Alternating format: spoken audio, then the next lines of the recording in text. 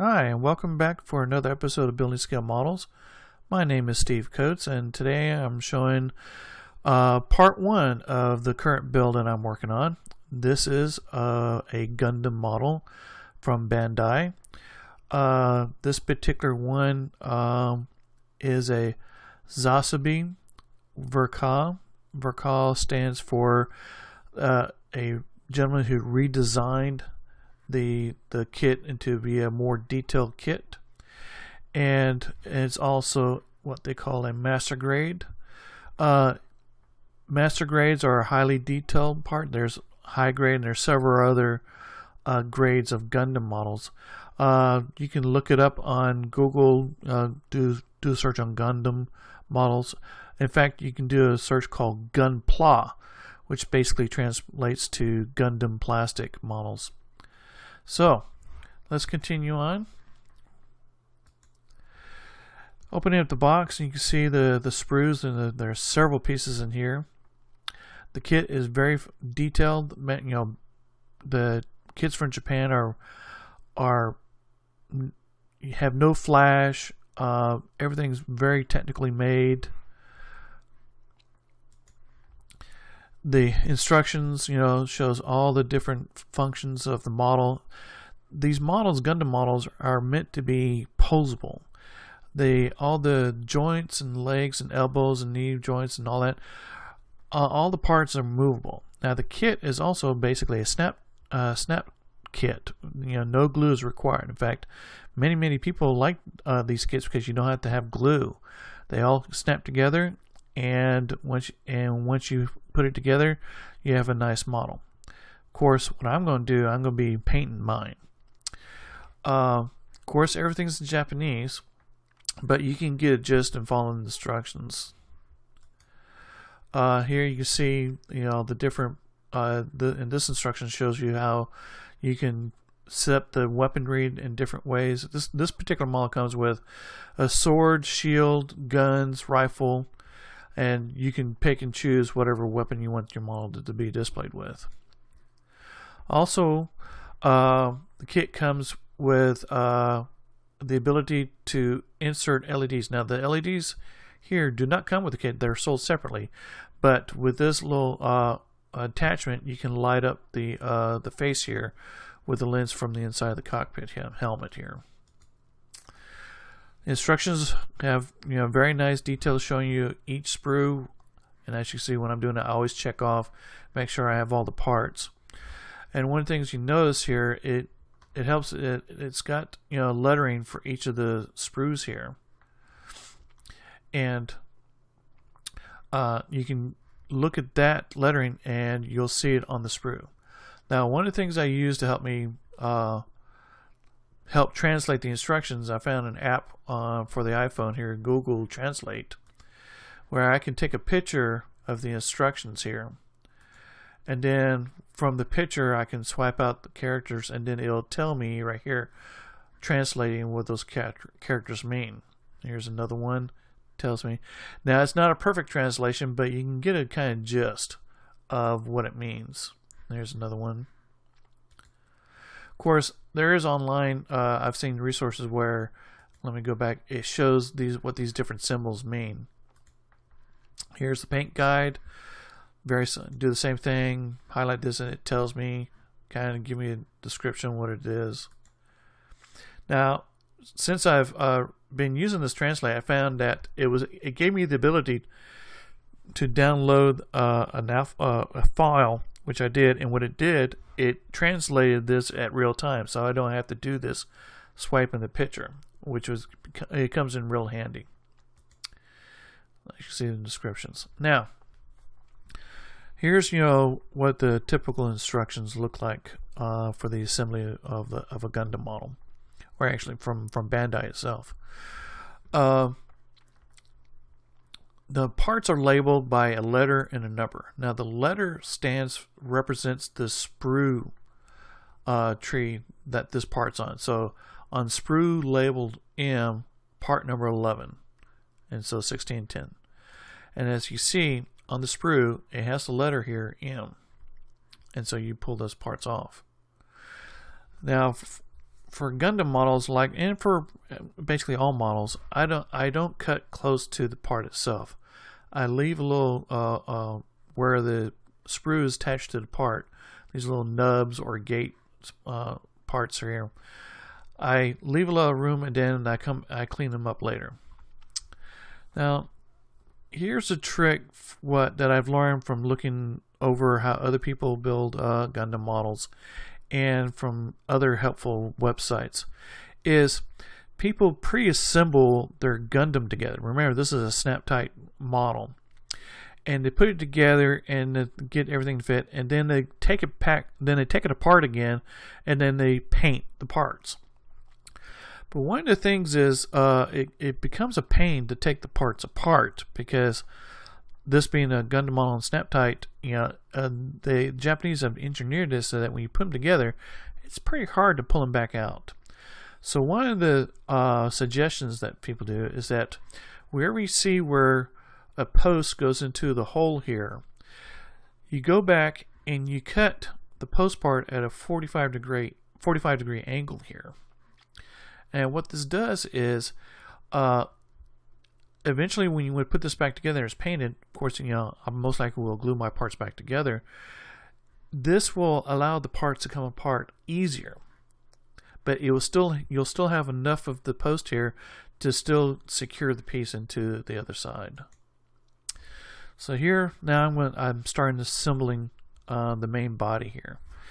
Going along, and I'm cleaning it up.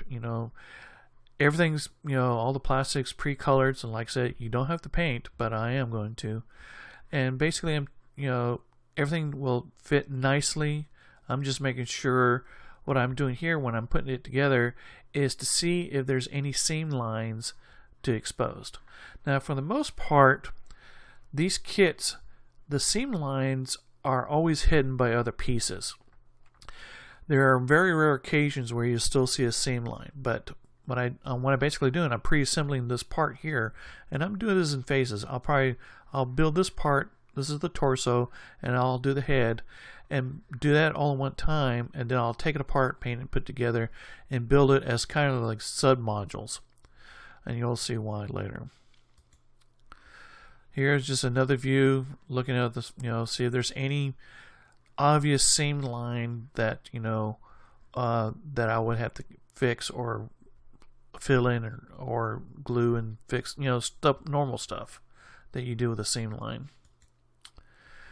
Here, look on the side. Now there is one seam line here where this is what I thought was kind of unique, where there was no possible way to hide a seam line, because this is a part here and this is a part. What the company did is they made the seam line, but they made it at a jagged line here instead of going straight across. They made this cut to make it look like it's actually really supposed to be there, this seam line. So I don't have to hide this. So, and plus this being a robot, you'll see lines and all that. So this makes it look like it's really meant to be there, as you can see, because of the strange cut that they hear. Another view, this is the back, and I see, okay, this is from two parts that were put together here, and then of course there's the seam line here. But based on the model, these two posts are used to hold a backpack. So there's going to be an apparatus that's going to be snapped right onto these two posts. So this whole area is going to be hidden. So I don't really have to do anything else. And also, this part right here, this notch, is used to be used with a Gundam stand, and this is the hook. A hook will be placed right here, so you can hold the model up in the air and do different poses. Now, I've done the head part right here to test it to see what I need to do. For example, this comes in 1, 2, 3, 4, 5, 6, 7 pieces here, including this clear piece. Now, this clear piece right here, there's a decal sheet that you put a green decal right here to make it glow. So what I'm going to do, I'm going to leave this clear piece in here. I'm going to paint it, prime it with white primer, but I'm going to leave this area white so that when I put the decal on it, it will have the whiteness of the color. Well, hopefully will show through the decal. basically also checking to see if anything can be seen. Now underneath this rim right here, there is some injection pin marks, but based on how close this sits, and there's going to be a backpack right here, it'd be very difficult to see, so I'm not going to bother working on clearing those out. Now, one of the things I want to do, since I said I was going to paint this, I got Mr. Color paints. I usually would use Tamiya, but I wanted to try Mr. Color, since Mr. Color is a lot of people I know who build Gundams use Mr. Color. So basically, what I'm going to do here, this is a test that I'm going to do. So I just took one of the big pieces, and this is part of the leg. In fact, you probably can see from the instructions what it's going to look like. So this is the bare plastic. So the next thing I do, I use white primer paint. In fact, I'm using Alclad white primer, because I don't want to use gray or black, because Gundams here are supposed to be colorful and bright, even though I'm going to have a slight weathering, but with the white primer, it'll make the colors more vibrant. So here, and I put Mr. Color Red Wine, that's the name, or Wine Red is the name of the color. And the other thing I did is I took the same color and lightened it up with white, and kind of paint within the panel lines here to fade out the paint a little bit. So you see this is still a little dark here, and it's a little lighter around here. Next thing I'm going to do, I'm going to add some oil paint for weathering. Now this is something I saw in another video that somebody was doing, so I was going to give this a try. So basically I got different colors, yellow, red, I think it's Orca, there's the brown, the black, and the white. So basically I put all these little dots of the oil paint all over the piece.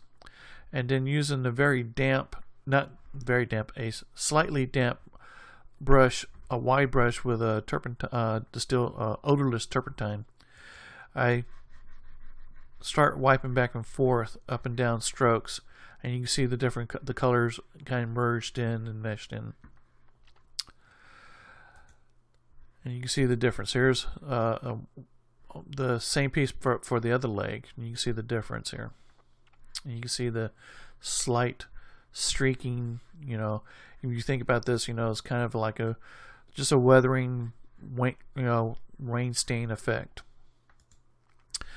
Now, this is something new that I've tried. I saw somebody on Facebook mention this, and he got this from Michael's, and so I went to Michael's and I got this. I was going to give this a try. So after I put a clear coat on the piece, I applied the wash with I didn't apply it all over the piece. I just took a paintbrush and I painted it along the panel lines and around this raised part right here. And this is after the clear gloss was dry. And then I took a Q-tip or a cotton swab, and just using my tongue, of all places, lightly dampen it with my tongue, and I basically wiped back across the line here and wiped off the excess. And as you can see, this is what it looks like. I really like this product. It works really well, especially here. And then finally, I come back and I use dull coat from Testers, and I dull coated the whole thing to remove the shine. And see, it really looks nice to me. You can see the subtle fade, the fade of the paint. You can see where the original colors are right here. You can see the lighter version color of the wine red lightened with white here, around here, and of course the wash was applied to the panel lines, and then the dull coat, and it makes it look not super dirty or something. It just looks slightly weathered and worn, and I really like this, and I think this is what I'm going to do for this model. So, well, that ends part one. Part two, I've assembled the torso and the head, and I'm going to paint that and put the decals on that, and basically do the steps what I did here and do it on the torso, and we'll see how it turns out. Well, thanks for watching, and I hope to see you next time. Thanks. Bye.